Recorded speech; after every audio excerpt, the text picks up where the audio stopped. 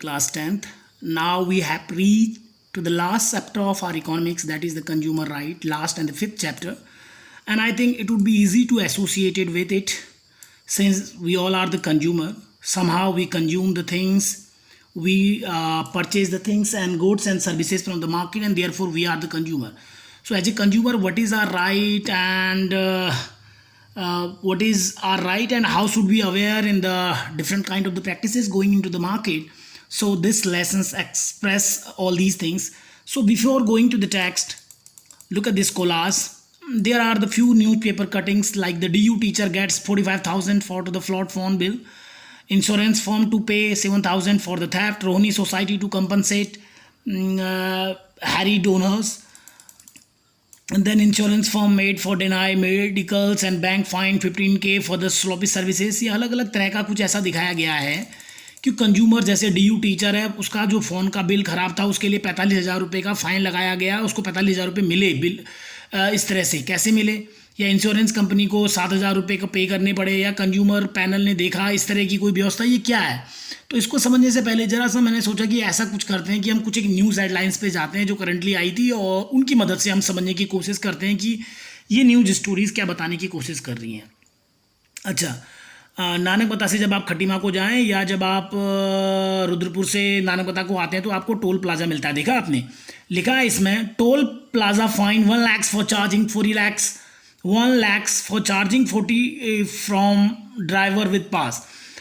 जो toll plaza है उस पर 1 लाख का फाइन लगा दिया गया, क्योंकि उसने ड्राइवर से 40 रुपये लिए थे पास के लिए। ऐसा क्यों हुआ, ऐसा किसने किया, अब ये समझने की जरूरत है। ये लिखा है अपनी तरह के पहले केस में, कंट्री की जो अपेक्स कंज्यूमर कमीशन है, अब यही हमें पढ़ना है इस चैप्टर में। कंज्यूमर कमीशन क्या है, NCDRC, उसने 1 लाख का फाइन लगा दिया गया जब 40 रुपये लिए गए कंज्यूमर से, जिसके पास वैलिड मंथली पास था। जो ये गाड़ी जा रही है, आपको दिख रहा होगा ऊपर, ये जो गाड़ी पास से जा रही है, यहाँ पे इससे 40 रुपये मांग लिए गए, जबकि इसके पास वैलिड पास था। हुआ ये कि ये दिन में 2 बार पहले ही निकल चुका था। When he was crossing the plaza for the third time and was also made to pay for the trip, उससे कहा गया कि आप 40 रुपीज़ दीजिए। ये बंदा कोर्ट में चला गया। कोर्ट में जाने के बाद ये झज्जर डिस्ट्रिक्ट में कोर्ट में जाता है, फिर नेशनल कमीशन पे जाता है, और कमीशन कहता है कि आपने जब उस बंदे के पास ऑलरेडी पास था, फिर आपने क्यों लिए? तो उन्होंने पहले बंदे को 25,000 रुपये कंपेंसेशन किया गया अथॉरिटीज़ को, और उसके बाद लास्ट में जो ऊपर पहुंचने वाले कोर्ट ने 1 लाख रुपया कंज्यूमर लीगल एड दिया गया इस बंदे को, क्योंकि इसको मेंटली हरास किया गया था। ऐसा क्यों होता है, इसको समझने की कोशिश करेंगे। जोमेटो का नाम सुना होगा आपने, फूड ऐप है, शहरों में फूड की सप्लाई करता है। अभी तो कोविड के कारण भी शायद ये सर्विस इसकी अलाउड है। जोमेटो ने पुणे बेस, जो पुणे की एक कंपनी है, eatery, has been asked by the consumer forum. Consumer forum क्या होता है, मैं पढ़ना है इस चैप्टर में, इसीलिए मैं डेलिबरेटली ये न्यूज स्टोरी आपसे शेयर कर रहा हूँ। उसने कहा, कंज्यूमर फोरम ने, कि 55,000 रुपये फाइन देगा जोमेटो, क्योंकि इसने क्या कर दिया, non vegetarian to a lawyer, एक लॉयर को नॉन वेजिटेरियन फूड भेज दिया गया, चिकन मटन जो भी रहा होगा, who has order a vegetarian dish to the food delivery platform. उसने कहा कि मुझे तो फूड डिलीवरी चाहिए थी भाई, वेज तुमने नॉन वेज भेज दी। उसने शिकायत करी कंज्यूमर कमीशन ने, कंज्यूमर फोरम ने, तो 50,000 का जोमेटो पे, जो फूड देने वाली बॉडी है, उस पर फाइन लगाया गया। ये कि मज़ेदार खबर है हिंदुस्तान की। बैंक ऑफ इंडिया फाइन, जो बैंक ऑफ इंडिया, उस पर 45,000 रुपये का फाइन लगा दिया for negligence of blocking the ATM card.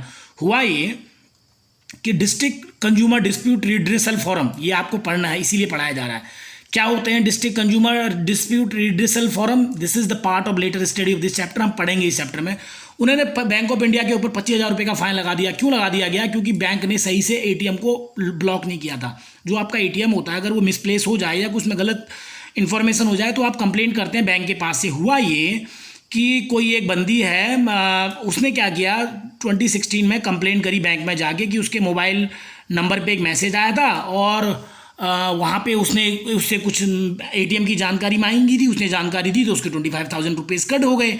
और जब ऐसा ट्रांजैक्शन हुआ, तो इसके बाद वो बैंक के पास गई, और बैंक को उसने बताया कि मेरा बैंक कार्ड ब्लॉक कर दीजिए। बैंक ने कहा ठीक है, लेकिन बैंक ने ब्लॉक नहीं किया, क्योंकि दोबारा उससे बैंक से, उसके ATM कार्ड से पैसे निकलते हैं, और दोबारा से पैसे कोई हैक कर लेता है, या इस तरह की इंटरनेट जो थेफ्टिंग होती है वो हो जाती है। इसके बाद क्या होता है, उत्तराखंड जो स्टेट कमीशन है, उसके पास केस आता है। वो बैंक से कहता है कि आपने निग्लिजेंस किया है, यानी आपकी गलती है, आपने considering the fact forum giving example. अच्छा सॉरी, जो ये हरियाणा का, इसने उत्तराखंड स्टेट कमीशन का एक एग्जाम्पल दिया और कहा कि ब्लॉक आपको ATM करना चाहिए था बैंक के ऑफिशियल्स को, और तुरंत ही और 25,000 रुपये उसके बाद निकाल लिए गए हैं, तो ऐसा लगता है कि बैंक की गलती है, बैंक ने निग्लिजेंस किया तो बैंक को फाइन देना पड़ा।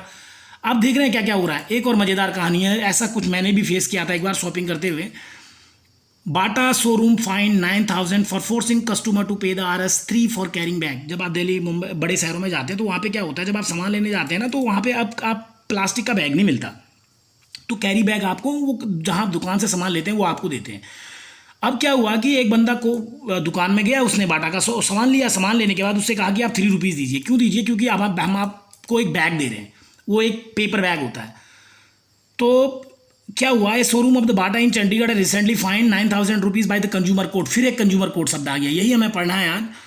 इट फोर्स वन ऑफ इस कंज्यूमर, जब इसने अपने कंज्यूमर को फोर्स किया गया कि आप क्या करो, 3 रुपये दो कैरी बैग के लिए। हुआ ये कि सेक्टर 22 में जो दुकान थी वहाँ पे बिलिंग काउंटर पे जब आप पैसे देने जाते हैं सामान लेने के बाद, उससे कहा गया था आपको 3 रुपये ज़्यादा देने पड़ेंगे क्योंकि आपको हम कैरी बैग दे रहे हैं, क्योंकि प्लास्टिक का बैग तो सरकार ने मना किया है। इसी समय पर साहब ने क्या किया, 3 रुपये तो दे दिए, लेकिन वो कंज्यूमर कोर्ट में चला गया और उसने कहा कि ये बताओ भाई, जो तुमने बैग दिया, बैग में क्या है कि बाटा का लोगो छिपा लगा हुआ है, तो मैं तो बाटा का एडवर्टाइजमेंट कर रहा हूँ। तो ये बताया गया कि भाई ये गलत तरीका है कि जो भी लोग कस्टमर को सामान दे रहे हैं वो इसका चार्ज नहीं कर सकते हैं, और इस प्रैक्टिस के लिए 9,000 रुपीज़ एक तरह से क्या कर दिया गया, फाइन लगा दिया गया इस बाटा शोरूम पे। लास्ट मैं आपके उत्तराखंड एम्स से ही शेयर कर रहा हूँ। In wrong reports AIIMS Rishikesh tells man he is HIV positive, fine 60,000। ये लो, हरिद्वार में जो हमारा एम्स है, इसमें क्या हुआ, कंज्यूमर फोरम इम्पोज, जो कंज्यूमर फोरम है, फिर कंज्यूमर फोरम आ गया, उसने 60,000 रुपीज़ का फाइन लगा दिया गया एम्स जो आपका ऋषिकेश में है, for giving an incorrect HIV to the fit person. एक सही आदमी से कह दिया आप HIV फिट है। जैसे अभी कहीं केसेस आए हैं जहाँ एक शख्स कोरोना पॉजिटिव नहीं था, उससे कोरोना पॉजिटिव कह दिया। अगर ये केस कंज्यूमर कोर्ट में जाता है तो उस पर फाइन लगाया जा सकता है। Observing that premier institute deliver इनएडिक्वेट services therefore, कि उसने जो पर्याप्त सर्विस नहीं दी गई है, कॉजिंग मेंटल ट्रामा। जब आप किसी आदमी से ये कह दे रहे हो कि आप इस तरह की बीमारी से पीड़ित हो तो उसको कितना मेंटल ट्रामा होगा। तो कोर्ट ने कहा कि आप उसको महीने के अंदर पैसा दीजिए, अगर आप पैसे नहीं देंगे तो फिर आपको 10% के हिसाब से जितने समय हो जाएगा उतना पैसा देना पड़ेगा। हम इन सारी चीज़ों में एक चीज़ देख रहे हैं, कंज्यूमर के साथ कुछ चीटिंग हो रही है। कंज्यूमर एक बॉडी के पास जा रहा है जो consumer court, consumer commissions, consumer redressal mechanism, और वो कंज्यूमर कोर्ट वो क्या दे रहे हैं, कंज्यूमर के फेवर में डिसीजन दे रहे हैं। ऐसा क्यों होता है? क्या आप कंज्यूमर के रूप में ऐसा ज़रूरी है कि आप का एक्सप्लॉयटेशंस होता है, उसीलिए कुछ एक मैकेनिज्म है? यही समझाने का एक अटैम्प्ट है ये चैप्टर। तो हमने देखो क्या लिखा है, ये सारे कोलाज में आपने यही देखा। अब हम आगे देखते हैं। We participate in the market, हम लोग क्या मार्केट में पार्टिसिपेट करते हैं। प्रोड्यूसर भी हम, कंज्यूमर में हम में से कुछ लोग कुछ प्रोड्यूस करते हैं, कुछ कंज्यूमर है। जैसे मार्केट के हिसाब से देखूँ, एक कंटेंट मैं आपके लिए बना रहा हूँ तो मैं बेसिकली सर्विस प्रोवाइड कर रहा हूँ, मैं प्रोड्यूसर हूँ, आप कंज्यूम कर रहे हो उस कंटेंट को, ठीक है। As producer of the goods and services we could be working in any sector, हम किसी भी सेक्टर में काम कर सकते हैं। हमने पढ़ा है प्राइमरी, सेकेंडरी, टर्सरी सेक्टर क्या हो सकती है। तो जैसा हमने पहले हमने चैप्टर में पढ़ा है कि रूल और रेगुलेशन होने बहुत ज़रूरी है किसी भी चीज़ के लिए। अगर रूल और रेगुलेशन नहीं होंगे, जैसे हमने देखा था कि जो इन्फॉर्मल सेक्टर वाले होते हैं, या आपने देखा था कि जो बैंकिंग में इन्फॉर्मल सेक्टर से लोन लेते हैं, या जो अनऑर्गेनाइज सेक्टर में काम करते हैं, वो एक्सप्लॉइट होते हैं। क्यों? क्योंकि रूल रेगुलेशंस नहीं है। समझ में आया आपके? These could be the protection of the worker in the organized sector, or to the protect from to the high interest rate charged by the money lender in the informal sector। याद आ रहा है आपको? हमने banking वाले में और chapter 2 और chapter 3 में सारी चीज़ें पढ़ी हैं। Similarly rules and regulations are also required to protect the environment. ऐसे इन्वायरमेंट को बचाने के लिए रूल है, कंज्यूमर को बचाने के लिए रूल है, लेबर्स को बचाने के लिए रूल है, इंटरेस्ट लेने वाले को बचाने के लिए रूल है। For example money lender in the formal sector, जैसे आपने चैप्टर 3 में पढ़ा था कि कैसे स्वप्ना नाम की एक किसान मजबूर होती है अपने लैंडलॉर्ड से बहुत हाई इंटरेस्ट पे लोन लेने के लिए, और अपनी फसल को उसको नहीं सिर्फ बेचने के लिए बल्कि उसके खेतों पे कम वेजेस पे, कम दिहाड़ी पे काम करने के लिए। इसी तरह से अनऑर्गेनाइज सेक्टर को बहुत एक्सप्लॉइट होता है, हमने देखा, क्योंकि रूल रेगुलेशंस नहीं है। ठीक है, मार्केट में रूल रेगुलेशंस नहीं है। अभी आप देख रहे हो, जैसे ये लिखा, चलो इसको बाद में देखेंगे हम। Likewise, rule and regulations are required for protections for the consumer in the marketplace। इसी तरह से बाजार में भी कंज्यूमर को बचाने के लिए रूल रेगुलेशंस होने चाहिए। कभी आपको एहसास हुआ? इसी को हम समझाने की कोशिश कर रहे हैं। आप सोचिए, जो ऊपर केसेस आपने पढ़े थे, जो स्टोरी आपको पढ़ाई थी, आपको लगा कंज्यूमर कितना अकेला था मार्केट प्लेस पे। अगर रूल रेगुलेशन नहीं होते तो क्या कंज्यूमर हरास नहीं होता? Individual consumer often find themself in the weak position. जब आप छोटे से दुकानदार, जब आप अकेले कंज्यूमर होते हैं, आप दुकान में जाते हो, अंकल ये प्रोडक्ट इतने में मिल रहा है, तो अंकल कहते हैं आप चले जाओ ना, उसी दुकान से हम नहीं देंगे आपको। आप अपने आप को बहुत वीक पोजीशन में पाते हो, आपको बिल नहीं मिलता है।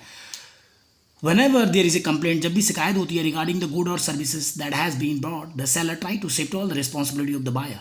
तो वो कहते हैं यार आपकी जिम्मेदारी, आपने सही से नहीं चलाया होगा, आपका रेडियो खराब हो गया, आपका मोबाइल फ़ोन खराब हो गया। वो ये नहीं मानते कि हमारी भी कोई जिम्मेदारी है। दियर पोजीशन, यूजुअली उनकी पोजीशन होती है, if you didn't like what you bought please go elsewhere. जो आपने खरीदा आपको नहीं चाहिए, आप दूसरी जगह चले जाइए। As if the seller has no responsibility, ऐसा लगता है कि एक बार बेचने के बाद बेचने वाले की, सेलर की कोई रिस्पॉन्सिबिलिटी नहीं है।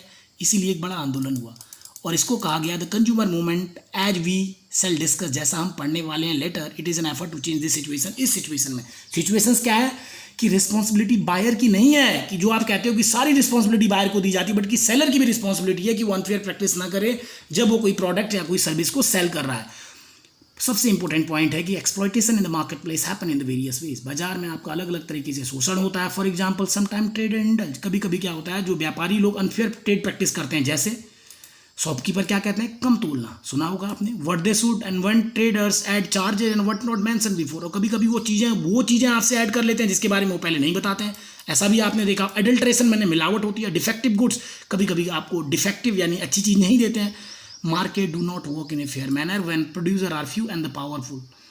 जब ना चीज़ को प्रोड्यूस करने वाले बहुत कम होते हैं, आपके पास ऑप्शन नहीं होते, पावरफुल होते हैं, तो क्या होता है कि फेयर प्रैक्टिस नहीं होती है। तो कंज्यूमर क्या होता है, कंज्यूमर स्मॉल है, वो छोटा है, स्कटर्ड है, इधर उधर फैला हुआ है।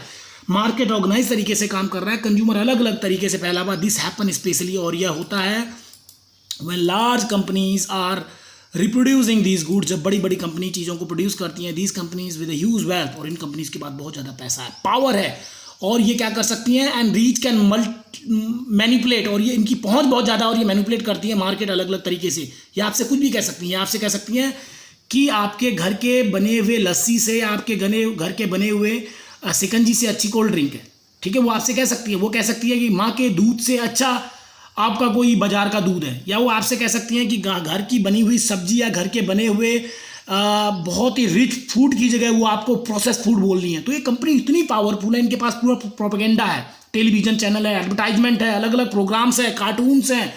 तो ये क्या है, ऐसी सिचुएशन में कंज्यूमर बहुत ज़्यादा एक्सप्लॉइट होता है। हम देखेंगे इन सारी चीज़ों को, ये सिर्फ इंट्रोडक्टरी पार्ट है। At times false information is pass, और झूठी खबरें जाती हैं through the media and other sources to attract consumer. Media से और एक जगह से दूसरी जगह कंज्यूमर को अट्रैक्ट करने के लिए। फॉर एग्जांपल जैसे कंपनी ने क्या किया, दूध बेचा, silk sold power milk for babies, देखो ऑल ओवर द वर्ल्ड, पूरी दुनिया में। और उसने क्या कहा, और ये कहा कि as the most scientific product, उन्होंने ये कहा कि हमारा जो प्रोडक्ट है ये सबसे ज़्यादा साइंटिफिक है, और ये कहा कि better than the mother milk है, ये माँ के दूध से अच्छा है। एक कंपनी ने अपना मिल्क बेचा, पाउडर बेचा, इट टुक ईयर, और यह सालों लग गए struggle before the company was force, जब कंपनी ये संघर्ष करने में कि कंपनी को मजबूर किया गया कि वो एक्सेप्ट करें that it has been making false claims, ये झूठे वादे कर रही है। Similarly in a long battle, इसी तरह से बड़ी लंबी लड़ाइयाँ हुई, has been fought with the कोर्टों में लड़ाई हुई, case to be make cigarette menu, और यह बहुत लंबी लड़ाई हुई सिगरेट कंपनियों से। अब ये कहा गया कि वो माने कि सिगरेट के कारण कैंसर होता है, भारत में ये होता ही नहीं था। अटल बिहारी वाजपेयी के समय में एक बिहार से आते थे मंत्री ठाकुर साहब, डॉक्टर ठाकुर, उन्होंने मजबूर किया गया और कंपनियां मानने को तैयार नहीं थी। उसके बाद भी फिर कंपनियां नहीं मांगी, जिनने लिखा कि cigarette is injurious to health और कैन कॉज द कैंसर। फिर उन्होंने कहा कि इसमें आप वो खतरनाक वाला कैंसर वाला विज्ञापन छापो, फिर वो तैयार नहीं हुए, कोर्ट में जाके इंटरवीन किया, बहुत बड़ा मूवमेंट चला। Hence there is a need for rule and regulation to ensure protections for consumer, इसीलिए जरूरत है कि आपके पास कंज्यूमर को प्रोटेक्ट किया जाए। तो लिखा है जैसे everyone knows tobacco kills people, हर कोई जानता है कि टबैको लोगों को मारती है, but who can say that tobacco companies should not be free to sell tobacco, लेकिन who can say that tobacco companies should not be free to sell the tobacco, ठीक है। तो आप ये देख रहे हैं कि ये दो एक अलग कॉन्ट्रास्ट दिखा गया है। तो ये जो अभी तक जो हमने पढ़ा है इसके बेसिस पे आपको क्या करना है, let work these out, what are the various ways by which the people may be exploit in the market, कौन कौन से तरीके हमने पढ़ लिया। थिंक ऑफ वन एग्जाम्पल, एक एग्जाम्पल आप बताइए from your experience where you thought, जहाँ आप सोचते हो that there are some cheating in the market, discuss in the classroom. आपको मुझे लिख के भेजना है, जैसे भी आपको लिखना है, आप ये बताइए कुछ ऐसा हुआ आपके साथ जहाँ मार्केट में चीटिंग हुई आपके साथ, जब आप as a consumer, single consumer थे। What do you think should be the role of the government to protect the consumer, सरकार का क्या रोल होना चाहिए कंज्यूमर प्रोटेक्शन पे, हम नेक्स्ट पे बात करेंगे। Thank you.